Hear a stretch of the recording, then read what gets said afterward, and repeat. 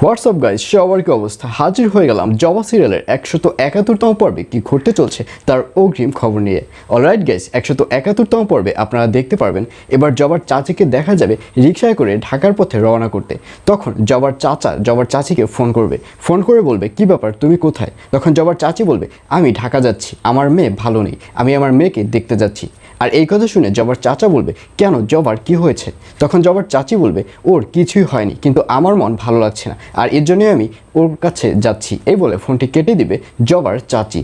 আর অন্যদিকে এবার মিঠু সাহেবকে দেখা যাবে মিঠু সাহেব যখন বাড়িতে ফিরবে তখন সামনেই বসবে লুবনা, এবং লুবনা মিঠু সাহেবের সামনে এসে বলবে, হাই আমি লুবনা, এটি বলে মিঠু সাহেবের সাথে হ্যান্ডশেক করবে। এবং মিঠু সাহেবও যখন লুবনার সাথে হ্যান্ডশেক করবে তখন মিঠু সাহেব হ্যান্ডশেক করার পর হাত যখন ছাড়িয়ে নেবে তখন লুবনা হাতটি ছাড়তে চাইবে না, লুবনা হাতটি শক্ত করে ধরে বসবে। আর তখন মিঠু সাহেব বলবে, কি ব্যাপার, এটা কোন ধরনের বেয়াদবি?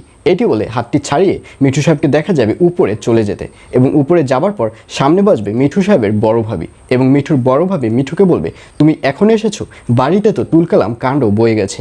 জবাকে বিভিন্ন পরিমাণে বকাঝকা করেছে তোমার বড় ভাই, এবং শুধু জবাকে তোমার বড় ভাই বকাবকি করেনি, সাথে তোমার বড় ভাইয়ের যে কলিগ এসেছে সেও অনেক আজে বাজে কথা বলেছে।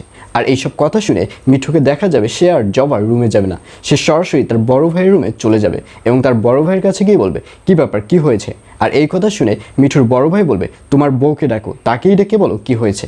আর তখন জবা এবং মিঠুর বড় ভাবিকে নিচে আসতে দেখা যাবে, এবং তখন সবাই যখন এক হবে, অর্থাৎ সবাই যখন এক রুমে জড়ো হবে, তখন মিঠুর বড় ভাই বলবে, আমার মা বাড়ি থেকে চলে গেছে, 24 ঘন্টা পার হয়ে গেছে, এর মধ্যে আমি তাকে খুঁজে পাচ্ছি না, আর এর জন্য আমি কি দুই কথা বলতে পারবো না? ও আচ্ছা, আমার কথা যদি ভুলই হয়ে থাকে তাহলে আমি পুলিশকে কল করেছি, পুলিশ এসেই এর একটা ব্যবস্থা করুক। আর এই কথা শুনে মিঠু বলবে, আচ্ছা তুমি যদি পুলিশকে কল করে থাকো তাহলে তার আগে জবাকে কেন তুমি জিজ্ঞাসাবাদ করতে গেলে, জবাকে কেন তুমি বকাবকি করতে গেলে? তুমিও তো তাহলে একটা ক্রাইম করে ফেলছো। আর এই কথা শুনে মিঠুর বড় ভাই বলবে, তুমি কি বলতে চাচ্ছ, যে চোর চুরি করেছে তাকে কি আমি চোর বলতে পারবো না? এটা কোন সমাজে আমি বাস করছি? আর এই কথা শুনে মিঠু আর বেশি রেগে যাবে। মিঠুর বড় ভাইকে বলবে, ভাইয়া কথাবার্তা ঠিক করে বলো, আমি এখনও কিন্তু তোমার সাথে সভ্যতার সাথে কথা বলছি, তুমি যদি এই ধরনের কথা বলো তাহলে কিন্তু আমি তোমার সাথে বেয়াদবি করতে বাধ্য হব।